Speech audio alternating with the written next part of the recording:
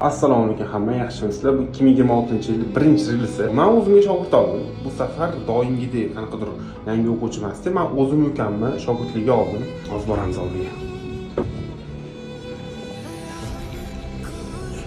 Nega ukam o'rganyapsan? Videoga olyapman. Boshlay oldingmi? O'zimni videolarim, mana o'zimni birinchi notebookim Samsung. Shunda treningni boshladi. Xo'p, bu jarayonni sizlarga ham ulashib boraymi, qanaqa o'rganyapti, nimalar qilyapti. Hozir mana bu trading view obzorini ko'rib o'tdi. Bugundan birinchi uji boshladi. Xudo xolasa, bunga harakatiga qarab men o'zim polностью shotlarni to'ldirib beraman va savdolarni boshlab beraman. Agar sizlarga ham qiziq bo'ladigan bo'lsa, buni jarayonni o'rganishlari. Hozir nechinchi darsga kelding?